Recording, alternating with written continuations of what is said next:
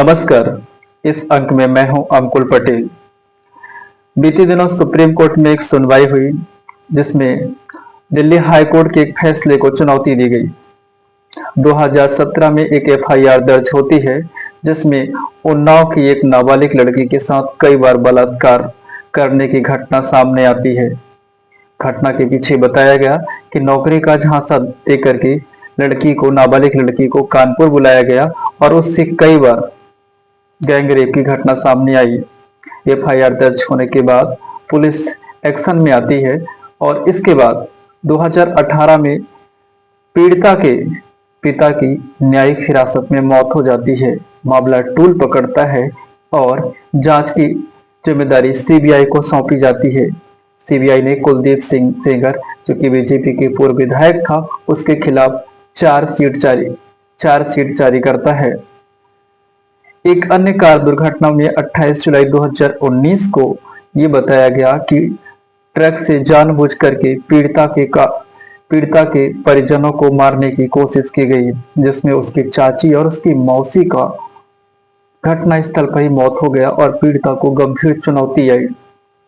साथियों, फिलहाल आरोपी कुलदीप सिंह सेंगर को उम्र कैद की सजा को दिल्ली हाई कोर्ट ने बरकरार रखा और उसकी जमानत याचिका की सुनवाई की और जमानत की तारीख मुकर्रर कर दी। इसके विरोध में जब लोगों ने आवाज उठाई और पीड़िता ने अपनी न्याय की मांग के लिए सुप्रीम कोर्ट में गुहार लगाई, तो सोमवार 29 दिसंबर 2025 को सुप्रीम कोर्ट में एक लंबी सुनवाई के बाद दिल्ली हाई कोर्ट के फैसले को फिलहाल चुनौती दी गई। साथियों, 2017 की घटना है और इस घटना की जंग एक पीड़ित परिवार लड़ रहा है। ये सवाल आज सबसे पूछना चाहिए, क्या हमारी जांच सिस्टम, क्या हमारा जुडिशरी इतना कमजोर है कि एक पीड़िता को न्याय देने में इतना समय लगता है?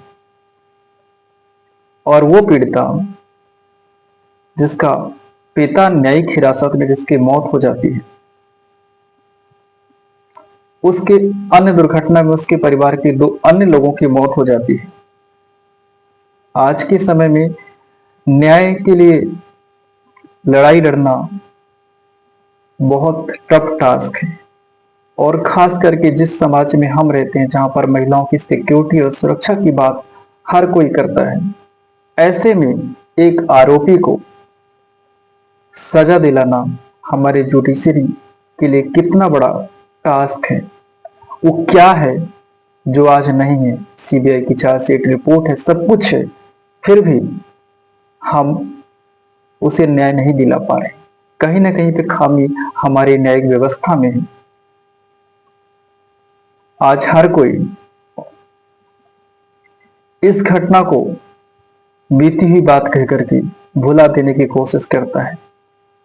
पीड़िता की गुहार, जो कि न्याय के मंदिर पे ये चीख चीख करके पुकार रही है कि आखिर उसको न्याय कब मिलेगी। निर्भया के केस में पूरे 10 साल से भी ज्यादा का समय लगा, तब जाके न्याय मिला।